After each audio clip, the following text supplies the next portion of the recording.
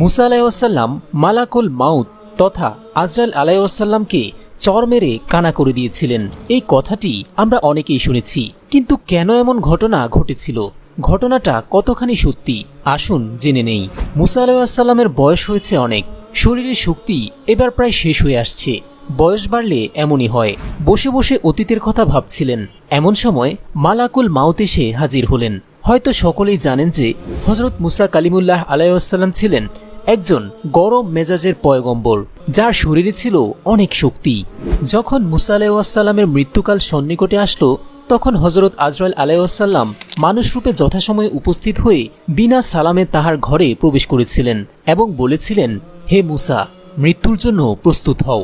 এমনিতেই বিনা সালামে ঘরে প্রবেশ, তার উপর পয়গম্বরের নাম সম্বোধন এবং মানুষাকৃতির আজরাইল আলাইহিসসালামকে দর্শন, এতে হযরত মুসা আলাইহিসসালাম স্বভাবতই ক্ষেপে রক্তিমবর্ণ হয়ে যান এবং প্রশ্ন করেন, কিভাবে আমার জান কবজ করবে? আজরাইল আলাইহিসসালাম বললেন, মুখ দিয়ে।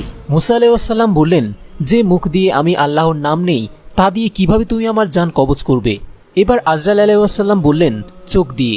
মুসা আলাইহিসসালাম বললেন, যে চোখ দিয়ে আমি আল্লাহর দিদার পেয়েছি, সেই চোখ দিয়ে কি করে তুমি আমার জান কবজ করবে? এবার আজরাইল আলাইহিসসালাম বললেন, নাক দিয়ে। মুসা আলাইহিসসালাম বললেন, যে নাক দিয়ে আমি জান্নাতের সুঘ্রাণ পেয়েছি, সেই নাক দিয়ে তুমি আমার জান কবজ করবে? এবার আজরাইল আলাইহিসসালাম পড়লেন বিপদে। তিনি বলেন, এত কিছু আমি জানি না, আমার কাজ হলো জান কবজ করা, আপনি প্রস্তুত হন। এই কথা শোনার সাথে সাথেই মুসা আলাইহিসসালামের মেজাজ গরম হয়ে গেল। তিনি বেয়াদবির শাস্তিস্বরূপ সাথে সাথেই জোরে আজরাইল আলাইহিসসালামকে চপেটাঘাত করে বসেন। ফলস্বরূপ আজরাইল আলাইহিসসালামের একটি চক্ষুদৃষ্টি হারিয়ে ফেলেন এবং জান কবজের কথা ভুলে গিয়ে চলে যান সৃষ্টিকর্তার কাছে এবং আরাজ করেন, ইয়া আল্লাহ রাব্বুল আলামিন, আপনার ওই রাগী বান্দা আমাকে চপেটাঘাত করে এমন অবস্থা করে দিয়েছেন। রাব্বুল আলামিন আজরাইল আলাইহিসসালামকে বললেন, তুমি পুনরায় যাও, ভদ্রতার সহিত আমার সালাম আর সুসংবাদ প্রদান করে বলো, মহান রব আপনার সাথে সাক্ষাৎ করার প্রয়াস করেছেন। মহান রবের এরূপ নির্দেশ পেয়ে হযরত আজরাইল আলাইহিসসালাম পুনরায় মুসা আলাইহিসসালামের নিকট গিয়ে আল্লাহ পাকের শেখানো কৌশলে কথা বলা শুরু করলেন।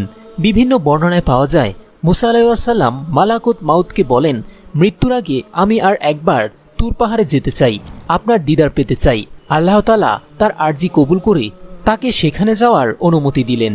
তিনি কাল বিলম্ব না করে সেখানে রওনা দিলেন। সেখানে গিয়ে আল্লাহর নূরের ঝলকানিতে আল্লাহর সাথে কথা বলেন। মুসা আলাইহিসসালামের মৃত্যুর পর তুর পাহাড় থেকে সামনের দিকে অগ্রসর হয়ে দেখতে পেলেন 7 জন লোক একটি কবর খনন করছেন। তিনি জিজ্ঞাসা করলেন, কার জন্য এই কবর খনন করা হচ্ছে? লোকগুলো বললেন, একজন ঈমানদার লোকের মৃত্যু হবে, তার জন্য। মুসা আলাইহিসসালাম তাদের সাথে কবর খোঁড়ায় যোগ দিলেন। তারা বললেন, যে মারা যাবে সে দেখতে আপনার মতো লম্বা, আপনি যদি শুয়ে দেখতেন কবরের মাপটা ঠিক আছে কিনা। এরপর মুসা আলাইহিসসালাম সেখানে শুয়ে পড়লেন। সেখানে শুয়ে তিনি আল্লাহকে বললেন, হে আল্লাহ, এই জায়গাটা কত নির্জন, আমার জন্য এই জায়গাটি কবুল করুন।